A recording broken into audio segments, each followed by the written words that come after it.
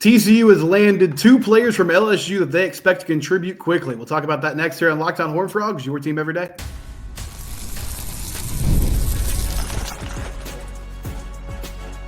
You are Locked On Horned Frogs, your daily podcast on the TCU Horned Frogs. Part of the Locked On Podcast Network, your team every day. That's right, Locked On Horned Frogs. I'm your host, Steven Simcox. In the box next to me is Matt Moscona from Locked On LSU. So if you're interested in the Bayou Bengals, you can subscribe to that YouTube channel. Also find it wherever you get your podcast. We're brought to you today by Gametime. Use the promo code Locked On College to get $20 off your first order. And Matt, I saw, I guess it was a couple weeks ago now, Kamorian Pimpton hits the transfer portal, tied in at LSU. And you sort of went through, it was kind of surprising, but also not surprising.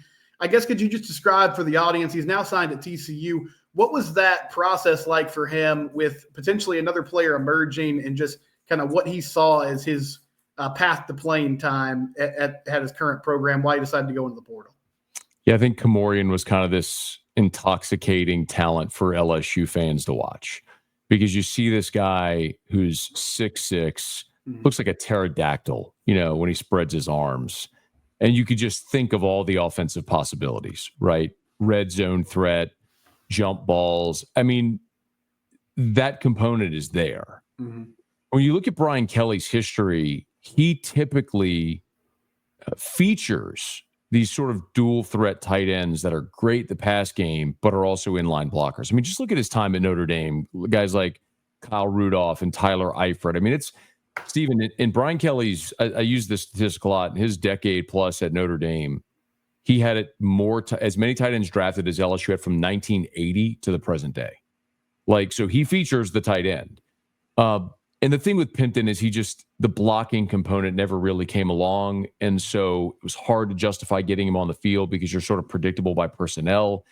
And then in this most recent recruiting class for the 2024 season, LSU signed a 5-star Trey'Dez Green, who's very similar to Kamorian. 6'7", 240, just coming into his body, learning football, great pass-catching threat, but learning the blocking component. And in the second half of the season, Trey'Dez sort of passed Kamorian Pimpton. So it's disappointing because you realize that's a guy with huge upside potential, but I also understand why he looked for a new spot. And you watch his high school tape. I mean, there were times, Matt, where they had Kamorian lined up on the outside, basically as a wide receiver, and you see the freakish athleticism that you talked about. So was it just that kind of lack of physicality, not really buying into that aspect of the position that sort of led to him not really gelling with the staff there at LSU? And I wouldn't say that it's necessarily even a lack of buy-in, because it wasn't as if Kamorian was like, I'm not going to block. Mm-hmm. And that happens with some guys on certain sides of the line of scrimmage. That wasn't the case. I think it's just a progression. So it's probably more about finding a better fit. Listen, Kamorian came in. He was a Vanderbilt commit, and he was a 3-star. And so he was a late flip into LSU's 2023 class. And in that class, LSU took 4 tight ends. 2 of them were blocking tight ends, and 2 of them were pass-catching tight ends. Mm-hmm. And Brian Kelly features that. He's just going to feature tight ends. So they're always going to be heavy at that spot. And so, with Mason Taylor going off to the NFL, it was probably a situation where Kamorian thought, all right, well, by the way, Kamorian was the last of those 4 in that class to be on campus. The other 3 had already transferred out. So he probably looked at it and said, all right, this is my shot. Well, LSU, as soon as the portal window opened, we're going hot and heavy after a starting caliber tight end. And they ended up landing a tight end from Oklahoma, Bauer from Oklahoma, Bauer Sharp. So I think Kamorian just saw, look, this is going to be my opportunity to start, so let me go somewhere where I can. But I don't want it to come across as if he was unwilling to try. I don't think that was it at all. I think it was just a matter of a slower development in that component of his game. And LSU is in a desperate, win now situation. And so everywhere in the portal, they had an opportunity to improve. They were going to do it. And tight end was a spot where they're like, we got to go replace Mason Taylor with a surefire thing. And that's what they did. The Oklahoma game, I know he had a couple of receptions there and made a few plays. do you remember, I mean, did they do anything different in that aspect using him, or was it just kind of the opportunities were there and he made a few plays in that? Yeah, I think he just got on the field and got some targets. It was a game that LSU really, especially in the second half, dominated that game. One of them, if I'm not mistaken, I think was a 4th down conversion. Maybe it was a 3rd and long. Like, Steven, make no mistake, if you're a TCU fan, you should be excited about Kamorian Pimpton. Like, he is a big-bodied receiver that creates mismatches. It was just a thing where he wasn't going to get on the field as a receiver because LSU had enough talent and depth there. And nobody was taking Mason Taylor's job.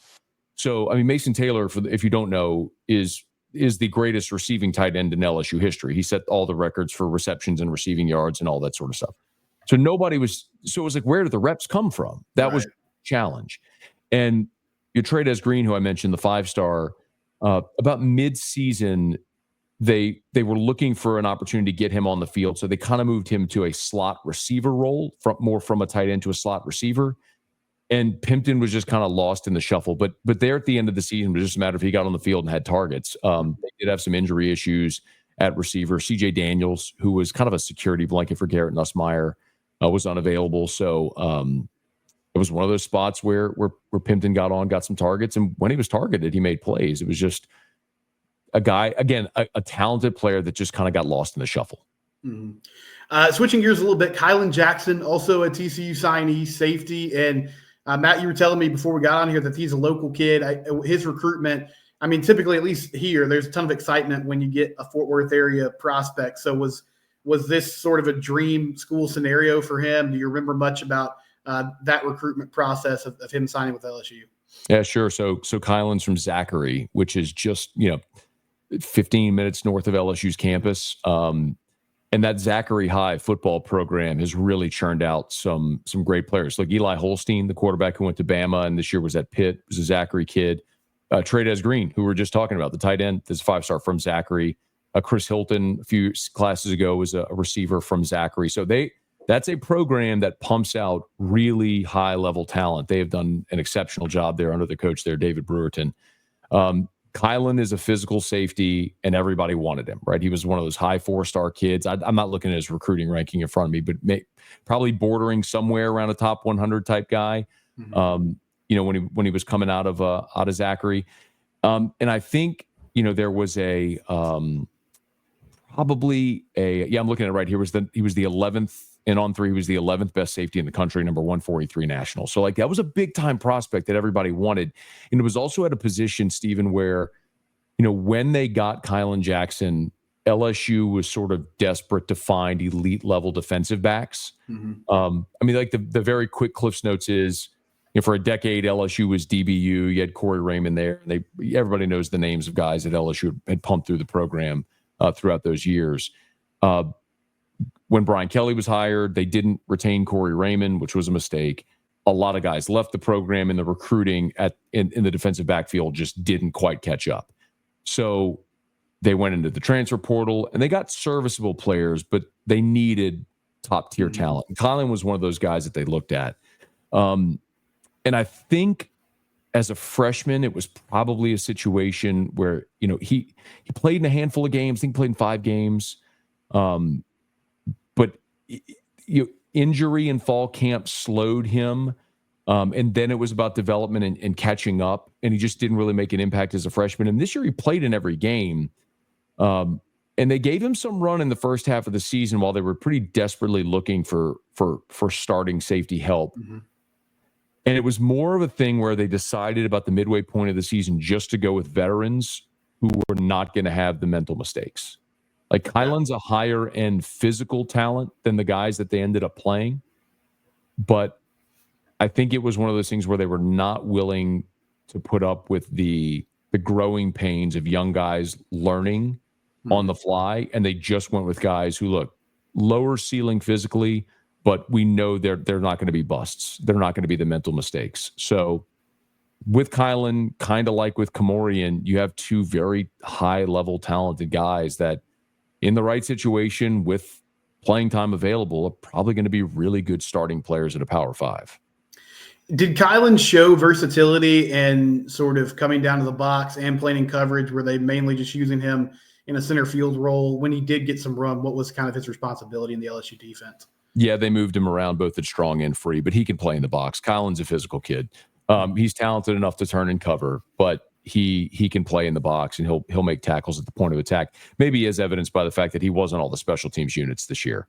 So let's see, I might have his stats in front of me right now. Not that it necessarily matters, but he's a physical kid that's not afraid to make tackles. Let's see, this year he finished with only 4 tackles in 17 games played, 5 total tackles. But I would imagine those are special teams plays that he made. But he's a physical kid. He's got the size and the ability. I mean, he's a big safety, man. He's 6'3", 200 pounds. So, yeah, to answer, long way of answering your question, but yes, he can cover, but he can also play box safety. That's Matt Moscona. Matt, if people are interested in more coverage of LSU, where can they find Locked on LSU and all it shows? Yeah.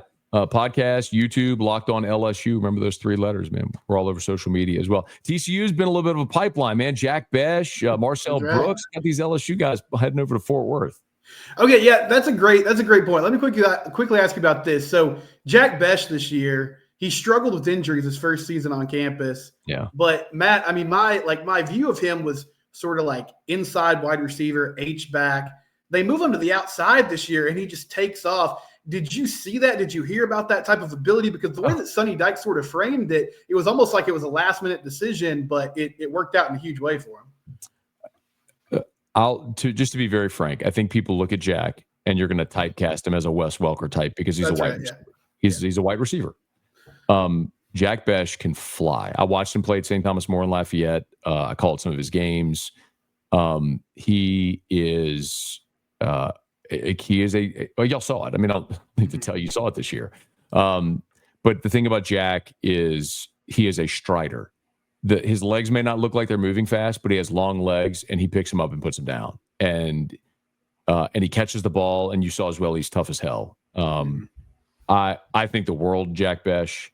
I hated that he left LSU, but I get it. I mean, he was stuck behind Malik Neighbors and Brian Thomas and Kyron Lacey, and it was just, where are the reps? In a different era, Jack stays at LSU and has a breakout probably this season.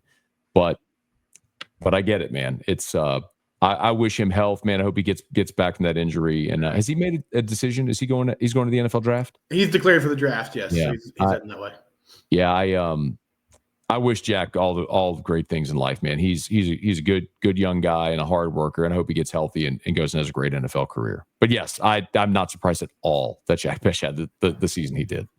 Well, we're thankful for it here. That's Matt Moscona. Thank you, Matt, and make sure you check out Locked on LSU. When we come back, I'll tell you why TCU's backup quarterback hitting the portal means they should chase a running back in the portal. We'll do that next here on Locked on Horned Frogs. FanDuel, it's where the game starts, and right now they have a great deal for you at FanDuel.com or the FanDuel app. New customers, if you hit on one $5 bet, you make one $5 bet, you win that bet, you get $250 in bonus bets. That is insane. They have so many different ways for you to pick up a dub. It's not just betting on games straight up. You can bet on which players will score a touchdown, how many points each team will score, and so much more. NFL playoffs are about to start, but the regular season will end in a flash. There's going to be Christmas games this year. Everything is coming up NFL right now. There's games almost every night of the week. Check out the FanDuel app or FanDuel.com. Again, new customers get $250 in bonus bets if they hit on one $5 bet. FanDuel.com or the FanDuel app. That was awesome stuff with Matt Moscona from Locked on LSU. Really intriguing what he said about Kamorian Pimpton and just, okay, so he's not known as a super physical presence as a blocking tight end. And I will say TCU needs that. Like, they need someone to step into that role, whether that's DJ Rogers, and he's sort of in the same mold of Pimpton, not as big, but also more of a receiving threat at the tight end spot. Chase Curtis or one of the young guys could step in and be that person as well. But it sounds like at LSU just didn't quite fit with what they wanted to do offensively, but that athleticism is there. He's a big target. And as Matt said, this is somebody you should be excited about because he creates mismatches all across the field. And it's rare for someone at that spot to have that type of high-end athleticism. And same with Kylin Jackson. I mean, has a lot of physical traits. TCU kind of not taking a risk, but saying, okay, let's give this guy a fresh start. He was at a place where Matt said it. About midway through the season, that coaching staff decided, you know what?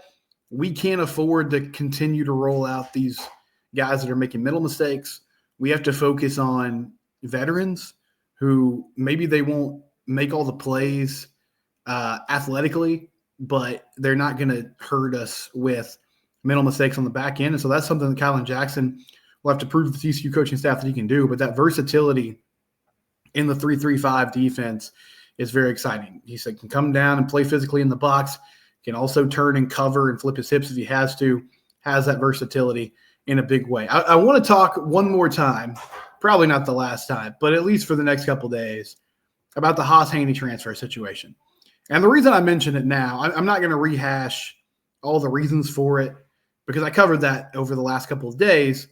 But one thing that his transfer signals to me that TCU needs to make a priority in the portal in this second window and moving forward, I think you got to go get a running back now. And you might say to yourself, why would TCU's backup quarterback hitting the portal make a difference in your running back room?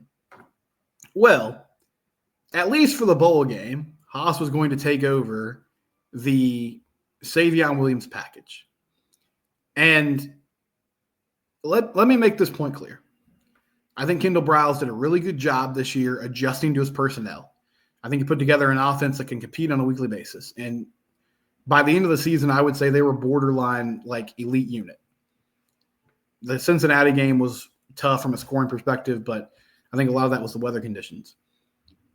The reason it was tough, though, along with weather conditions, is because this team simply could not run the ball in the traditional fashion. And late in the season, even the Savion package was starting to get figured out. Now, they made up for it with some big plays. I mean, Oklahoma State, the yards per carry was really down for Savion. They got some, they did their usual job in the passing game, though. They got some big plays. Cam Cook had a couple touchdowns. That made a difference. Arizona, similar story. Carry for carry wasn't putting up crazy numbers, but he did have a touchdown run on a 4th and 1, had a few other nice plays. By the end of the year, though, it was very clear, like, you're extremely one-dimensional in that scenario. Everybody knows what you're going to do. And so it's getting tougher and tougher to get positive plays out of it. Now, Haas Haney could have been a nice bridge in taking over those snaps because he's a threat running the ball, but also he can step back there and throw it if they were going to allow him to and bring that aspect to the team as well. Haas leaving and not being a part of this run game. And to this point, I like the Rashid Jackson transfer signing, the tackle out of Incarnate Word, but I believe that's a signing that's going to help you in the next couple of seasons, not really this year, because I feel like it's going to take some time for him to develop and grow and get to a place where he'll be ready for Power 4 football. You're not really showing a lot of movement in improving the offensive line. James Brockermeyer is leaving, so you're sliding Colton Deary over to center most likely. You'll have Cade Bennett, who's coming off a back injury at one guard. You'll have either Carson Bruno or Remington Strickland or insert transfer player here, maybe one of the young guys. Most likely, though, somewhat of a new face that will step in and play at the guard spot. So there's a lot of moving parts along your offensive line. And that was an offensive line last year that did this past year that did a really good job in pass protection, struggled to run the ball, struggled to get push. The answer that Kendall Briles had for it was, let's go to this situation where you have a quarterback running the ball, even though it wasn't a quarterback playing the position, and that'll even up the numbers in the run game. Well, that's not going to be the case this next season now. So Cam Cook's leaving. You're banking on Jeremy Payne or Trent Battle or Nate Palmer, John Denman to emerge. Now, Palmer's a guy that Kendall Briles said they're going to use in the bowl game. They'll give him chances. They're going to give him some snaps. He didn't really play at all this year. He's talented. I think Jeremy Payne's talented. I like what I saw from him. I like what I saw from Trent Battle, but all those guys kind of had their moments. Payne had a few games where he looked really good. Baylor game, Kansas game. Trent Battle had a few games where he looked really good. Utah game. But they didn't put it together week to week. And I know, like, Tanner, who listens and watches frequently, was like, well, they just didn't get enough opportunities. There wasn't any rhythm or any rhyme or reason to what they were doing with the rotation. Okay, but they also just struggled to consistently get production on the field. Kavorian Barnes is the player they've added so far in the transfer portal. To me, Kavorian is a depth piece. It's just, hey, he's here to compete. He did some really nice things at UTSA over the course of a couple seasons. Last season, he wasn't on the field a whole lot. When he was, he didn't do a ton of work. So we're kind of giving him another chance with a fresh start. He's someone else to push these current running backs, maybe be a change of pace, but I think that's all it's going to be. I feel like at this point, you have to go get a running back because right now, how are you improving your run game? Like, what is the change that you're making to improve your run game? Is it just offensive line continuity? Because you don't really have that as much anymore. I think there's a good chance this offensive line could be improved, but you're banking on Colton Deary panning out really well with a new position. I say that in quotes because he's played center before.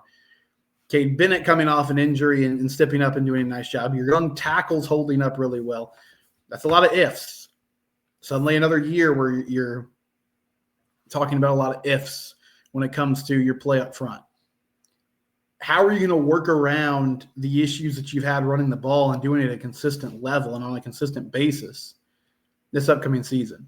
That's my big question. I think you have to go get a portal running back now or running back in the transfer portal to shore up this room because the guy that you sort of slotted in as, hey, this dude could help us in the run game, well, he's no longer there.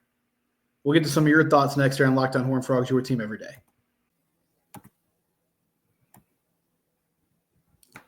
If you need tickets to a football game, comedy show, theater event, whatever it is, check out Gametime today. I love Gametime because they have last-second deals. So if you're a procrastinator like me, you don't have to get tickets 4 weeks in advance. You can even get tickets up to the day of the event if you want, and you can wait for those last-second hot deals where somebody's like, I got to get rid of these tickets to get something from them.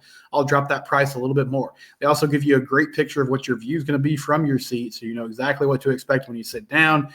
No hidden fees. Tickets go straight to your app. All that's good news. Gametime, download it today. The Gametime app, use the code LOCKEDONCollege for $20 off your first purchase. Again, download the Gametime app. Do it today.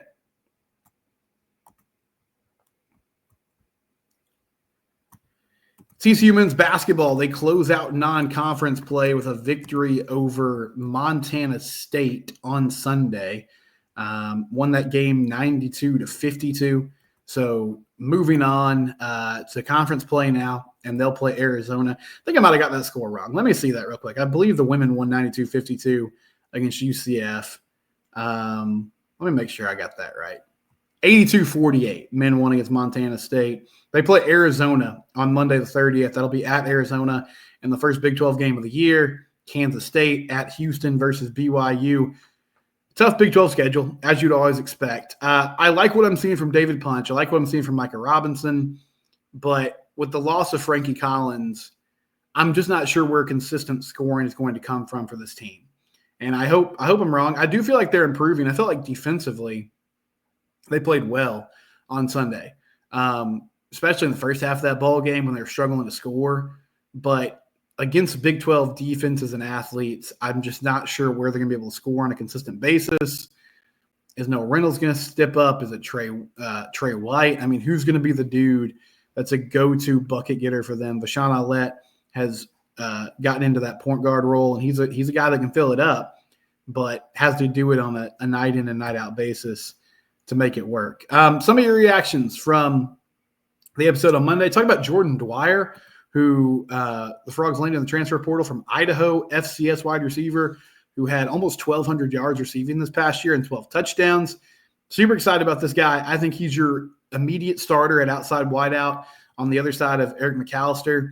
And then Joseph Manjack should be someone who's goes into the slot and does a good job of that inside wide receiver spot. So suddenly this coaching staff has replaced what they're doing with this kind of receiving core and this team as a whole.